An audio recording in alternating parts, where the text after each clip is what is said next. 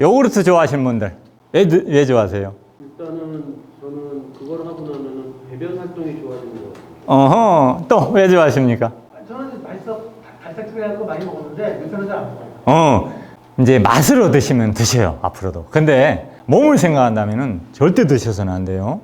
특히 똥 잘 나온다고 드시면 정말 안 됩니다. 왜냐면은 사람은 7살이 넘으면 락타제라고 소젖을 소화하는 효소가 안 나오도록 설계가 되어 있어요, 진화 과정에서. 그래서 소젖을 먹었을 때 건강한 사람들은 몸 밖으로 빼내야 돼. 그거를 내 몸의 지킴이 설사라고 하는 겁니다. 설사는 병이에요, 병이 아니에요? 병이 아닌 겁니다. 설사는 우리 몸을 지켜주기 위한 거예요. 내 몸에 생기는 독이나 내 몸으로 들어온 독이 내 몸에서 처리하기 힘들 때는 내 몸에 병들기 전에 몸 밖으로 빼내는 거예요. 아셨죠? 그런데 먹지 말라고 그렇게 얘기하는데도 계속 들어와. 그래서 어쩔 수 없이 만들지 않아야 될 락타제를 만드는 거. 이건 우리 몸에 장애를 갖게 된다는 겁니다. 그런데 요구르트는 완전 발효돼 버리면 팔 수가 없어. 먹이가 사라져 버리거든요. 그래서 유산균이 먹을 먹이를 남겨놔야 되니까 덜 발효된 걸 여러분들한테 팔아요. 그러면 어떻게 될까요? 설사하고 또 소화된 것하고 섞이면 어중간한 물똥이 생기겠죠. 물똥하고 된똥하고 만나면 어떻게 될까? 착각을 하는 거야. 내가 똥을 잘 싼다고. 그럼 저희가 이제 그런 말을 해봐요.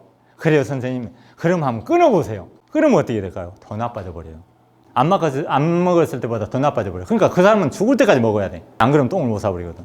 그리고 요구르트라고 그러니까 불가리아의 혼자마을 생각하면 안 돼요. 불가리아의 혼자마을은 토착 유산균이라고 그래가지고 여러 가지 유산균들이 들어가서 만들어진 자연의 결작품입니다. 게다가 혼자마을이 오래 사는 것은, 혼자마을은 세계 장수마을 가운데 한 곳이죠. 그 마을이 요구르트를 먹어서 오래 산 게 절대 아니에요. 그 마을은 위치가 1500고지입니다. 1500m에 살면은 잘 먹고 잘 살아요? 굶주릴까요? 제가 우간다 사람들이 왜 에이즈 바이러스를 이겨냈다고 그랬어요? 늘 배가 굶주려 있으니까 소화효소를 거의 만들지 못하는 거예요. 천칭이에요, 천칭. 어느 하나를 만들지 못하면 어느 하나를 많이 만들게 되겠죠. 그래서 대사효소를 많이 만들어내는 거예요. 우리 몸에 생기는 독을 없애야 돼요? 아니면 지니고 있어야 돼요? 없애는 게 해독효소가 대사효소예요. 그리고 지금 수많은 세균들이 떨어지고 있어요. 이 세균들을 울면서 죽이지 못하면 우리는 바로 가버려요. 그래서 이거를 죽이는 걸 살균요소라고 그러고, 죽이도록 힘을 주고 이런 걸 항균요소라고 그래요. 골마서 생긴 게 고혈압, 당뇨, 암이라고 그랬죠. 모든 병이 골마서 생기는 거예요. 곰지 못하게 하는 항염, 이게 대사효소예요. 그리고 여러분들이 병에 걸리는 것은 못 먹고 또 어디 다쳐서 생기는 병 거의 없죠. 대사가 안 돼서 생기는 병들이 많죠. 대사는 뭐 때문에? 피가 떨어져서. 그래서 피를 깨끗하게 하는 혈액정화 요소가 바로 대사효소예요.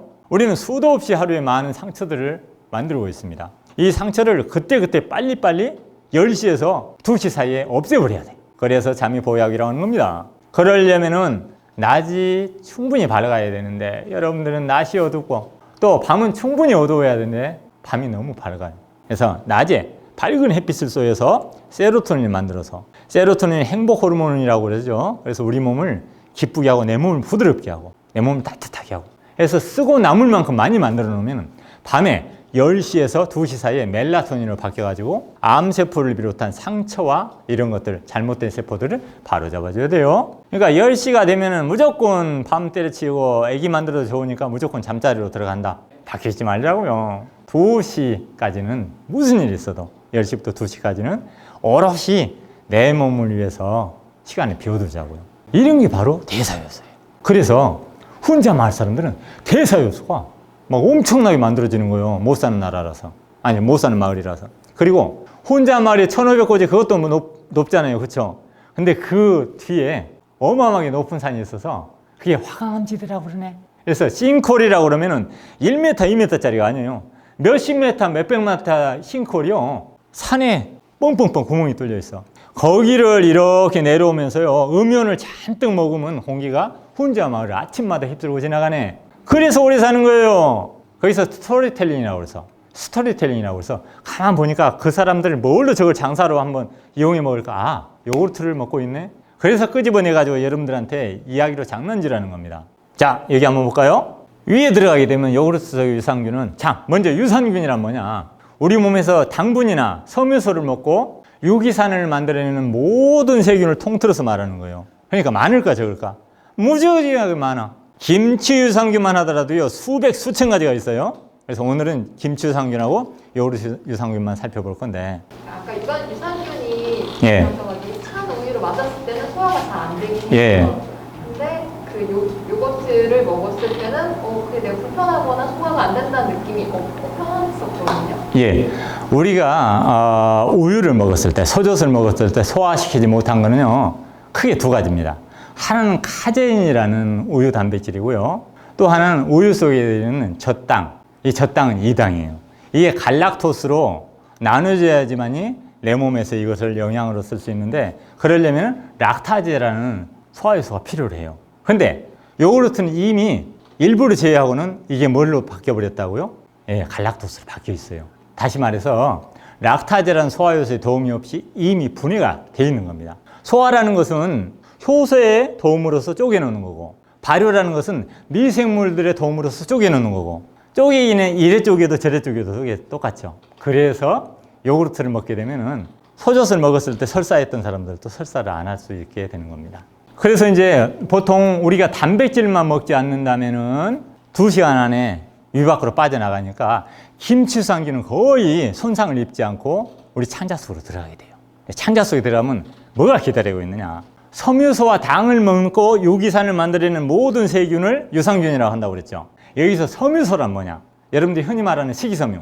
사람의 소화 효소로는 소화할 수 없는 다당체. 당이에요, 당. 여러분들이 알고 있는 녹말이나 글루코겐처럼 다당류는 무리류 모여 있어요. 쉽게 흐트러질 수 있습니다. 내 몸에 침 속에 들어있는 아밀라제 또는 요즘 젊은이들은 아밀레이스라고 하는데요.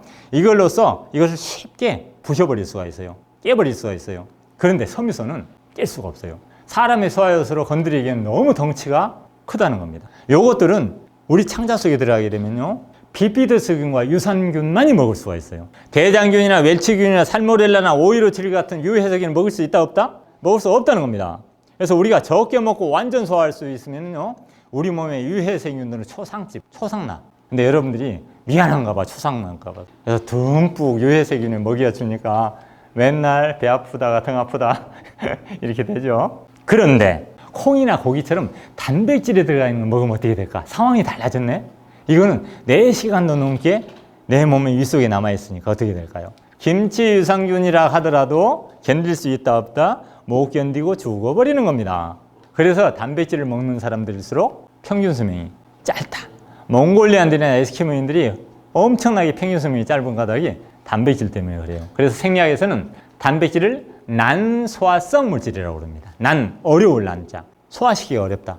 그럼 창자를 무지무지하게 힘들게 한다더라. 창자가 우리 몸의 면역력의 70 내지 80%를 다스리니까 단백질을 먹는 사람들은 면역력이 떨어질 수밖에 없다는 겁니다. 다행인지 어쩐지 모르겠지만 이 안에 뉴코노스토겔의 유산균들은 5시간 남짓 살아남아요.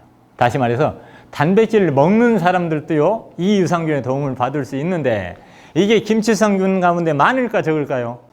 안타깝게도요. 적어. 그러니까 되도록이면 단백질을 먹지 말자고요. 단백질은 우리 몸에 한 톨도 안 들어와도요, 우리가 건강하게 잘 살 수 있습니다. 근데 여러분들 헷갈려. 왜? 바보 상자에 나와서요, 헷갈리게 하거든. 필수 아미노산 요따위 소리를 하거든요. 만일에 필수 아미노산이 진짜로 있다면 실버 스텔론이나 마돈나나 톰 크루즈나 김재춘이 죽어야지. 100일 안에 반드시 죽어요. 100일 넘기면 이건 기적입니다. 왜 그럴까? 우리 몸에 하루에 45g쯤의 단백질이 빠져나가고 있어요. 그러면 질량 보존의 법칙에 따라서 적어도 아무리 못해도요, 단백질을 45g은 우리 몸속으로 들여보내야 되겠죠. 콩으로 먹는다고 그러면 콩의 소화흡수율이 60%, 콩의 단백질 함량이 30%. 하루에 200~300g의 콩을 먹어야 돼. 사흘은 먹을 수 있으나 꾸역꾸역 먹으면 불가능합니다. 다시 말해 100일 안에 다 죽어야 돼요.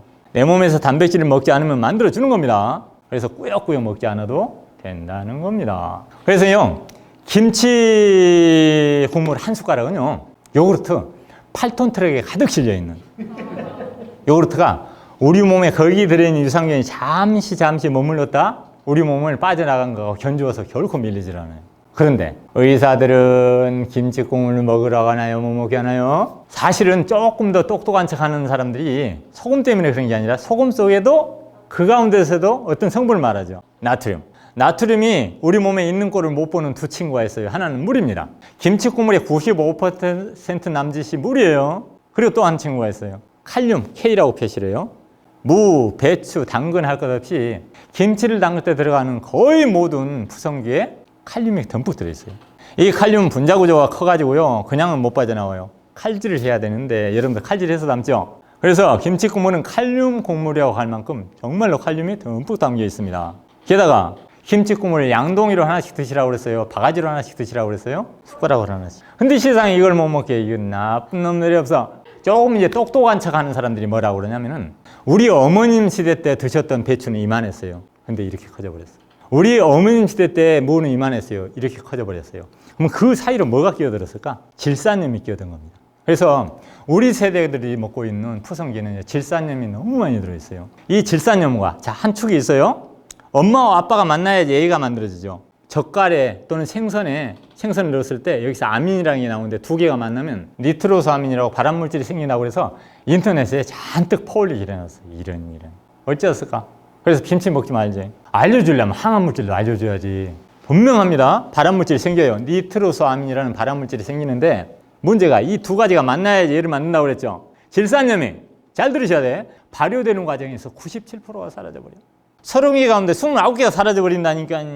게다가 젓갈을 안 넣거나 적게 넣어버리면 참말로 안 만들어지겠네. 그러죠? 그리고 설사 100번, 1000번 양보하더라도 드셔야 돼요. 왜냐?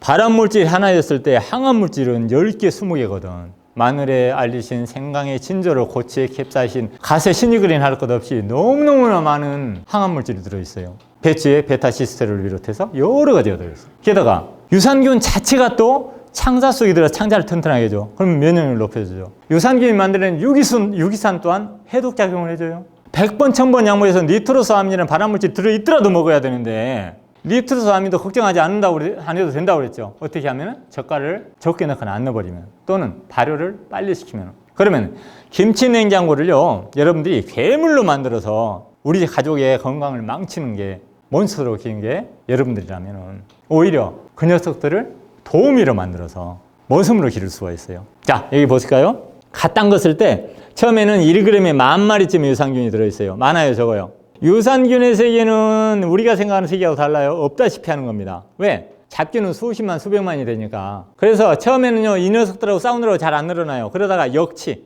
우리가 오징어 게임 보셨죠? 줄다리기 하다 보면 확 넘어가죠. 그때서부터 얘네들이 이기기 시작하면 확 늘어나요. 그래가지고 1g에 1억 마리쯤까지 늘어납니다. 10,000배로 늘어나. 만에 10,000배가 1억이죠? 이게 한 달 보름쯤 가다가 그때부터 떨어지기 시작해요.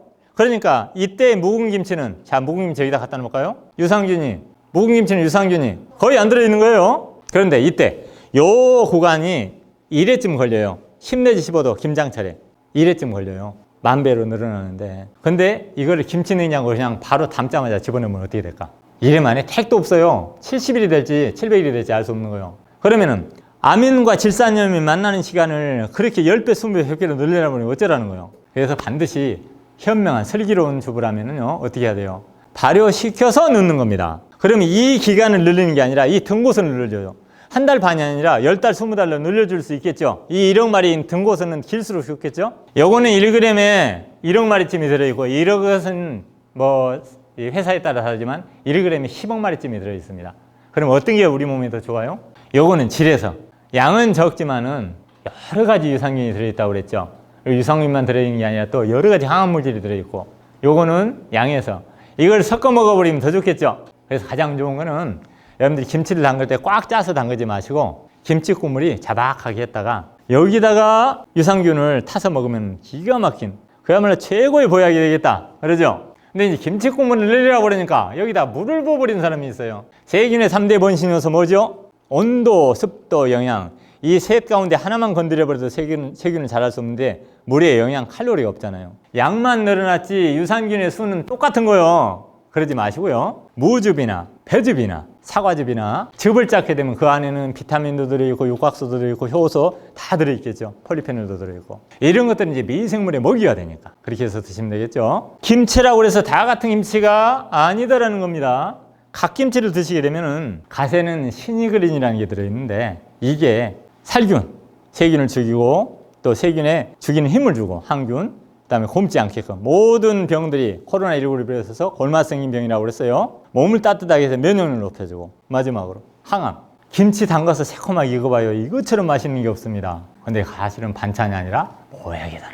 산삼보다 좋은 보약이더라는 겁니다. 그 다음에 파김치라고 그러니까 또 양파 생각하는 사람들이 있어요. 실제로는요, 양파보다 대파보다 쪽파가 좋은 겁니다. 쪽파 한 뿌리나 양파 하나나 같아야 영양적으로 봤을 때 아셨죠? 쪽파에는 유화알이라는 게, 쪽파 먹으면 코끝이 쨍하죠. 이게 들어있어서 똑같아요. 살균, 항균, 항염, 또 면역력을 높여주고 또 항암고시를 해주고. 그리고 무김치는 아밀라제나 디아스타제 같은 소화효소가 듬뿍 들어있어요. 그래서 무는 소화제라고 할 만큼 병원 생활을 오래 하신 분들이나 나이 드신 분들, 이런 말씀 들어보셨죠? 60대가 되면 30대 소화효소의 30분의 1로 줄어든다. 어느 회사의 광고에 나와 있어요. 그렇게 되면은 60상 이상 된 사람은 다 죽어야 돼요. 여기 살아있으면 안 돼요. 소화효소가 30분의 1로 줄어들면 생각해봐요. 3%만 소화되고 97%는 소화 안 된다는 소리 아니요? 그게 아니라 30%쯤이 줄어드는데 장사해 먹을래 여러분들 사기치는 겁니다. 놓고. 라고 또 저 같은 사람이 따지면 그거 그냥 말 실수했다고 두루뭉실하게 넘어가려고. 그래서 나이 드신 분들이나 또는 병상에서 오래 계신 분들은 소화효소가 거의 안 나와요. 이런 분들한테 참 좋은 김치인데, 이게 다 들어있는 게 뭐예요? 배추김치죠. 그래서 배추김치야말로 김치 가운데 김치, 밥상의 보약인 겁니다. 적게 먹고 오래 살자고요, 이 좋은 세상. 그죠? 많이 먹고 빨리 가버리지 말고. 자, 마치겠습니다.